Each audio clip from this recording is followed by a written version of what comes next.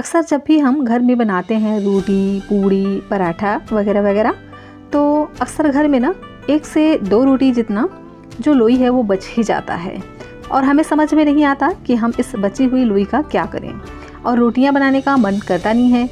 तो आज मैं आपके साथ शेयर कर रही हूँ एक बहुत ही हेल्दी सी रेसिपी जो खाने में एकदम ही चटपटा होता है और साथ ही एकदम ही हेल्दी बन करके तैयार होता है। इसे हम सिर्फ 1 चम्मच ऑयल में बना करके तैयार करेंगे।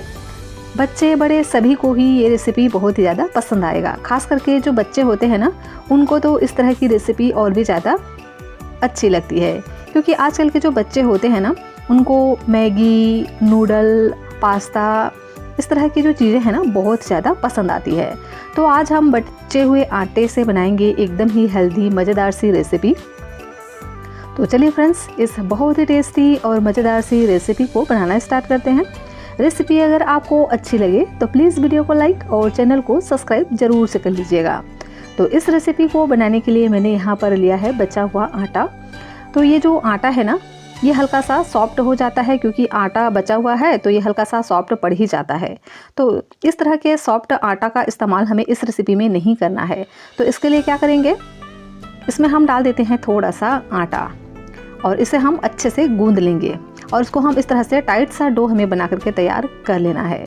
अगर आपके पास बचा हुआ आटा नहीं है तो इसे आप तुरंत ही आटा गूंद कर भी इस रेसिपी को बना सकते हैं।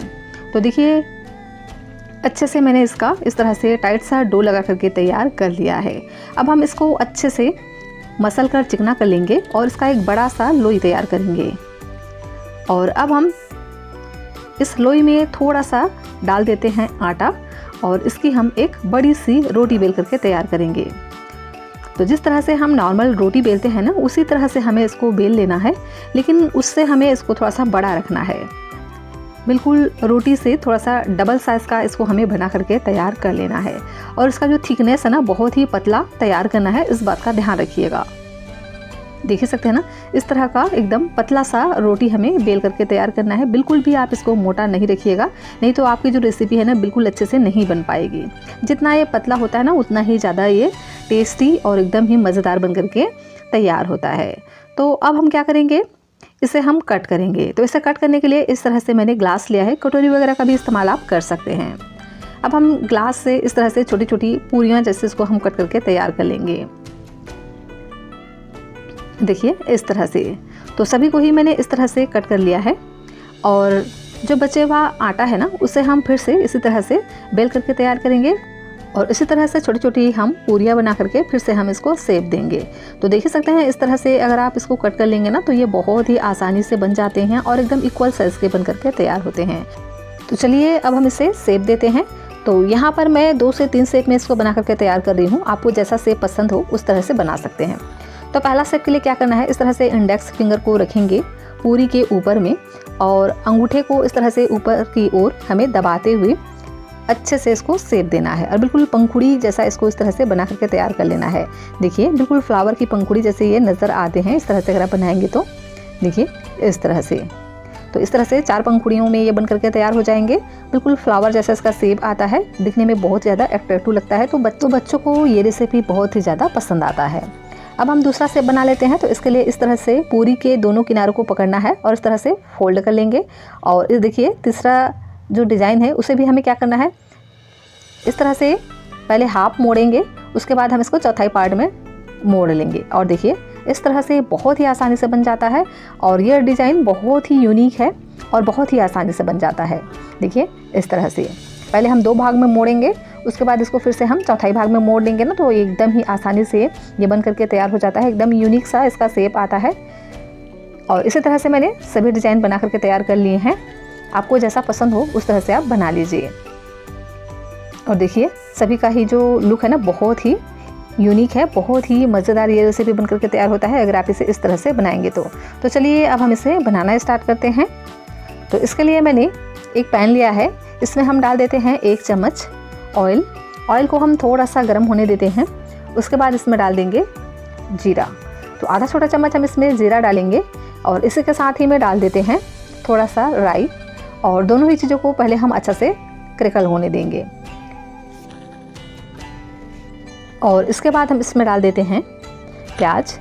तो यहाँ मैंने एक मीडियम साइज़ के प्याज लिए हैं और प्याज को इस तरह से बारीक बारीक कट कर लिया है। और प्याज को हमें हल्का सा भूनना है, तो 2 से 3 मिनट के लिए हम अच्छे से भून लेते हैं प्याज को। हल्का सा जब ये गोल्डन कलर आ जाए तो हम इसमें कुछ इंग्रेडिएंट इस्तेमाल करेंगे। तो देख ही सकते हैं ना, जो प्याज है वो हल्का सा भून चुका है, बहुत ज़्यादा हमें इसको नहीं पकाना है अभी। और अब हम इसमें डाल देते हैं अदरक। तो 1 इंच जितना मैंने यहाँ पर अदरक को इस तरह से ग्रेट करके डाल दिया है। यहाँ पर आप अदरक और लहसुन का पेस्ट भी ऐड कर सकते हैं। और तीखेपन के लिए डाल देते हैं हरी मिर्च। तो 1 हरी मिर्च को मैंने इस तरह से बारीक बारीक कट करके डाल दिया है। अगर आप इसे बच्चों के लिए बना रहे हैं तो यहाँ पर आप मिर्च को स्किप भी कर सकते हैं। और इन मसालों को भी हम हल्का सा भून लेंगे। और यहाँ मैं डाल रही हूँ मटर। तो यहाँ मैंने आधा कटोरी मटर का इस्तेमाल किया है, क्योंकि अभी विंटर का सीज़न चल रहा है ना, तो इसलिए मैंने यहाँ पर मटर का इस्तेमाल किया है। आप इसे स्किप भी कर सकते हैं। और सभी चीज़ें अच्छे से पक जाएं तो इसके लिए हम नमक डाल देते हैं। नमक डालेंगे ना तो जो मटर और प्याज हैं जल्दी से एकदम पक जाते हैं। और इसे हम अच्छे से मिक्स कर लेंगे। और इसे मिक्स कर लेने के बाद ढक करके पकने देते हैं 2 से 3 मिनट के लिए, ताकि जो मटर है ना वो अच्छे से सॉफ्ट हो जाए। और लीजिए 2 से 3 मिनट का समय हुआ है और देख सकते हैं मटर अच्छे से सॉफ्ट पड़ गया है। तो इसमें हम डाल देते हैं टमाटर। तो यहाँ मैंने 2 मीडियम साइज़ के टमाटर लिए हैं और इस तरह से हम इसे भी डाल करके हल्का सा मिक्स कर लेंगे। टमाटर से एकदम चटपटा रेसिपी हमारा बन करके तैयार होता है। तो इस तरह से बारीक बारीक कट करके मैंने ऐड किया है। चाहे तो आप इसे मिक्सर के ग्राइंडर में डाल करके ना इसको अच्छे से ग्राइंड करके भी डाल सकते हैं। अब हम इसमें कुछ मसाले ऐड कर देते हैं। तो डालेंगे आधा छोटा चम्मच धनिया पाउडर, थोड़ा सा ऐड कर देते हैं चिली फ्लेक्स, थोड़ा सा ऐड करेंगे काश्मीरी लाल मिर्च का पाउडर अच्छा कलर के लिए। इसी के साथ ही में हल्दी पाउडर ऐड कर देते हैं आधा छोटा चम्मच, इससे कलर बहुत ही बढ़िया आएगा। साथ में डालेंगे चाट मसाला चटपटा टेस्ट के लिए। चाट मसाला ना हो तो यहाँ पर आप नींबू के जूस का भी इस्तेमाल कर सकते हैं। और अब हम इसमें डाल देते हैं भुने हुए जीरे का पाउडर, इससे टेस्ट बहुत ही बढ़िया आता है। यहाँ पर आप गरम मसाला वगैरह का भी इस्तेमाल कर सकते हैं, लेकिन मैंने यहाँ पर गरम मसाला इस्तेमाल नहीं किया है, क्योंकि लास्ट में हम इसमें एक ऐसा इंग्रेडिएंट्स इस्तेमाल करेंगे ना जिससे ये रेसिपी एकदम ही चटपटा बन करके तैयार होगा। तो सभी चीज़ों को अच्छे से मिक्स करते हुए हमें अच्छे से टमाटर को गला लेना है। और देख ही सकते हैं 2 से 3 मिनट में सभी चीज़ें अच्छे से पक चुकी हैं और जो टमाटर है ना वो अच्छे से गल चुका है। तो अब हम इसमें डाल देते हैं पानी। तो 1 कटोरी मैंने यहाँ पर पानी इस्तेमाल किया है। पानी की क्वांटिटी को आपको कम या ज़्यादा अपने हिसाब से रखना है, जितना आपको इसको थिक या पतला रखना हो। और इसे हम अच्छे से मिक्स कर लेंगे। जब ये अच्छे से मिक्स हो जाए, सभी चीज़ें अच्छे से जब भून जाए, तो उसके बाद हम डाल देंगे नाश्ते को जो हमने बना करके रखा है उसे। और इस तरह से अच्छे से मिक्स कर लेंगे और इसे ढक करके पकने देंगे 5 से 7 मिनट के लिए।